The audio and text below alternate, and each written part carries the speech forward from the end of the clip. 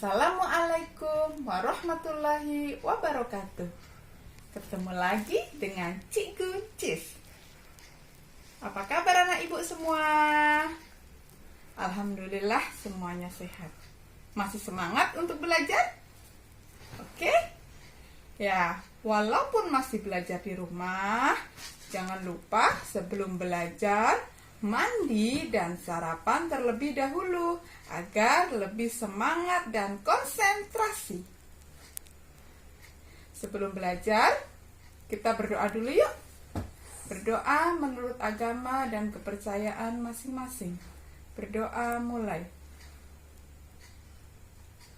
Selesai. Ya, hari ini kita akan belajar muatan bahasa Indonesia, tema 1, subtema 1, tentang ide pokok. Sudah siap untuk menyimak? Ya, seperti biasa, jangan lupa siapkan alat tulisnya ya. Nanti materinya jangan lupa dicatat, oke? Yuk kita simak video berikut. Pengertian ide pokok. Ide pokok adalah ide yang menjadi pokok atau pikiran utama dalam mengembangkan paragraf suatu bacaan. Ide pokok disebut juga ide utama atau pokok pikiran. Jadi, ide pokok bacaan adalah inti bahasan dari bacaan tersebut. Jadi, ide pokok adalah inti dari suatu paragraf. Apa sih fungsi dari ide pokok?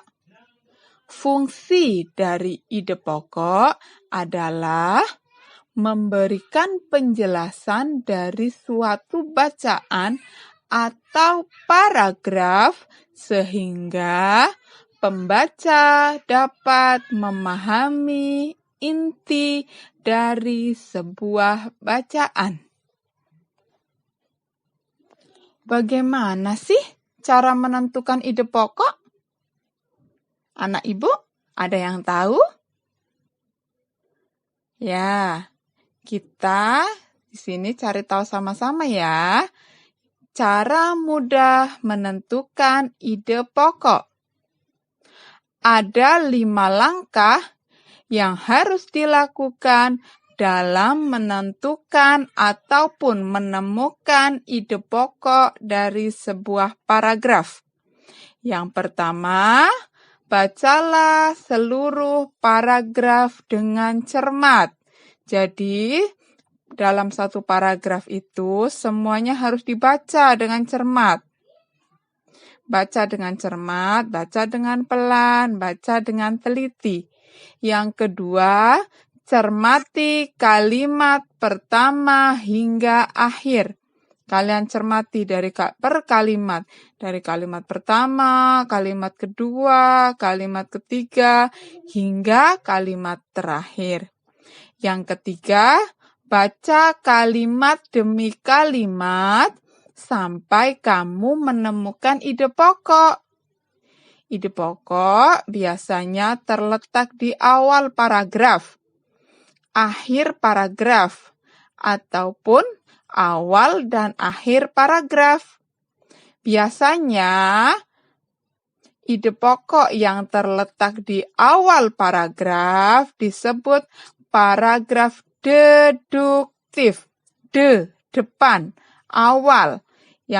Jadi, paragraf yang ide pokoknya terletak di awal paragraf namanya paragraf deduktif. Yang kedua, terletak di akhir paragraf. Dan yang terakhir, bisa di awal dan di akhir paragraf. Namanya paragraf campuran. Yang kelima, tandai ide pokok setiap kalimat. Jadi, setelah kalian menemukan ide pokoknya, kalian boleh garis menggunakan pensil. Yang kelima, tandai informasi penting dalam setiap paragraf.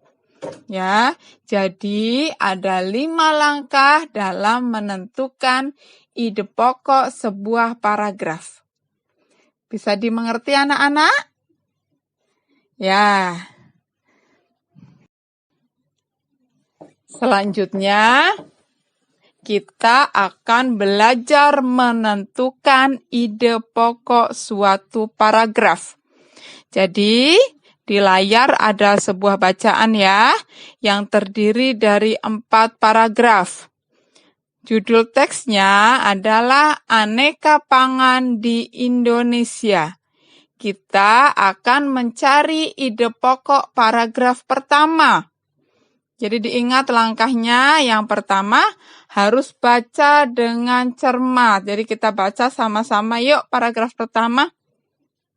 Makanan merupakan salah satu kebutuhan pokok manusia. Dalam sehari, kita harus makan sebanyak 3 kali. Sumber makanan didapat dari alam di sekeliling kita. Negara Indonesia memiliki tanah yang subur, sehingga dapat ditanami berbagai sumber makanan. Sampai sini sudah paham anak ibu? Kira-kira apa ide pokok dari paragraf pertama? Kalau masih belum paham, boleh diulangi lagi bacanya ya. Bacanya pelan-pelan saja.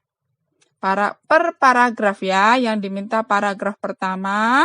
Kalian baca dulu paragraf pertama, diulangi lagi sampai menemukan ide pokoknya.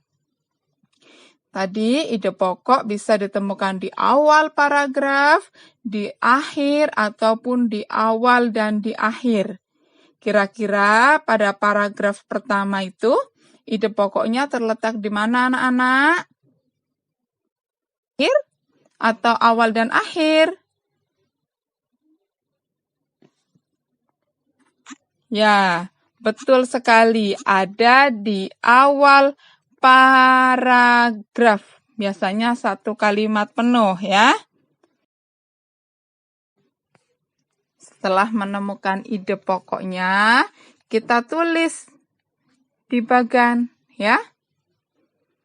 Paragraf pertama, ide pokoknya, makanan merupakan salah satu kebutuhan pokok manusia. Sekarang tugas anak-anak ibu adalah melanjutkan mencari atau menemukan ide pokok dari bacaan Aneka Pangan di Indonesia. Silahkan dikerjakan di buku, ya, dibuat bagan seperti yang ada di layar, yang rapi ya, biar enak dibaca. Oke? Ya, selamat mengerjakan. Semoga pembelajaran yang didapat hari ini dapat bermanfaat untuk anak-anak ibu semua. Sekian dari ibu. Wassalamualaikum warahmatullahi wabarakatuh.